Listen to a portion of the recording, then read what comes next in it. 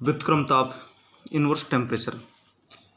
व्युत्क्रम ताप वह ताप होता है जिस पर जूल थॉमसन गुणांक का चिन्ह बदल जाता है। जूल थॉमसन गुणांक वह गुणांक है जिस पर दाब के विरुद्ध यदि प्रसार कार्य किया जाता है तो तंत्र के ताप में कमी आ जाती है। जैसा कि जूल थॉमसन गुणांक को म्यू/J/T के द्वारा रिप्रेजेंट करते हैं और व्युत्क्रम ताप तभी होगा जब जूल थॉमसन गुणांक का मान 0 होगा। जैसे म्यू/J/T बराबर 0 तब 2A/RTI बराबर B।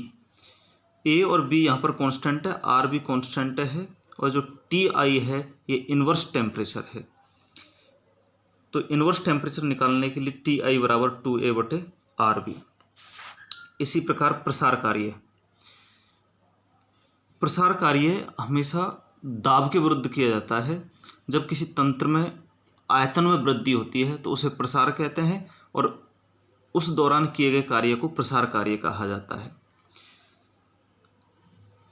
चूंकि इसमें दाब के विरुद्ध आयतन में वृद्धि होती है इसलिए इसे पीवी कार्य भी कहते हैं। माना कि एक सिलेंडर ले लिया जिसमें भारहीन घर्षणहीन पिस्टन लगा हुआ है, इसमें आदर्श गैस भरी हुई है।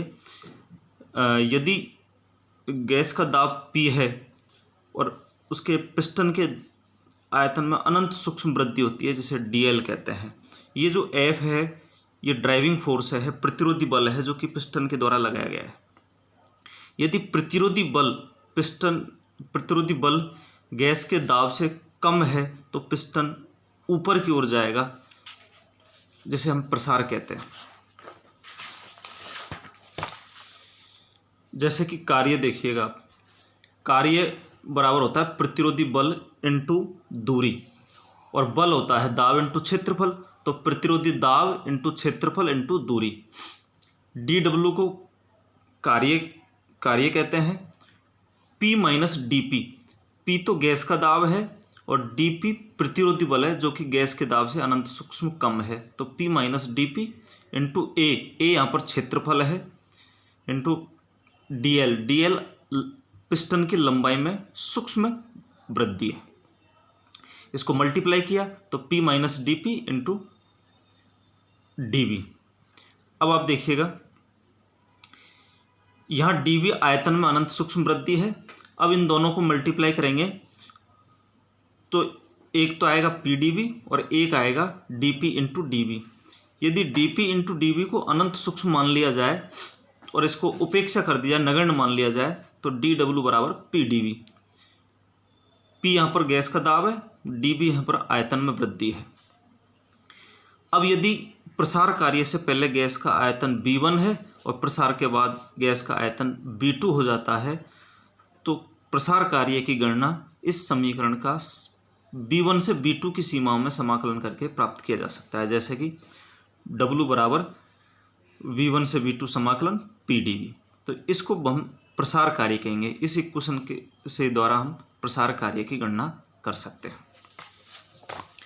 उत्क्रमणीय प्रक्रम में अधिकतम कार्य। उत्क्रमणीय प्रक्रम वो प्रक्रम होता है जो दोनों दिशाओं में चलता है, अर्थात तो वो अग्र दिशा में भी चल सकता है, पश्चिम दिशा में भी चलता है। चूँकि उत्क्रमणीय प्रक्रम में बार बार साम्य स्थिति आती है इसलिए उससे अधिकतम कार्य की गणना कर सकते हैं। अब आप देखिएगा उस समीकरण जो अभी हमने देखी है उसमें प्रसार कार्य होता है W बराबर B1 से B2 PdV।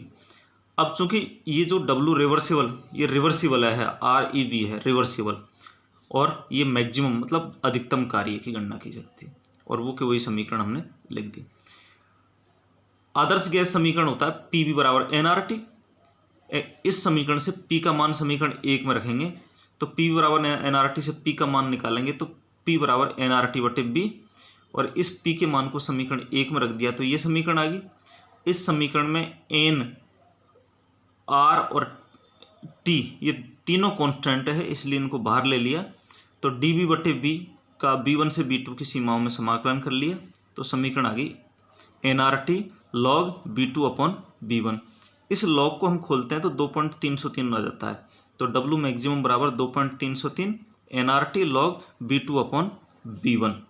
चूँकि आदर्श गैस के लिए दाब और आयतन एक दूसरे के व्युत्क्रमानुपाती होते हैं इसलिए इस समीकरण, ये आयतन के रूप में समीकरण है, इसको यदि दाब के रूप में लिखना चाहे तो इस तरीके से लिखेंगे, W मैक्सिमम बराबर 2.303 nRT log P1/P2। Thank you.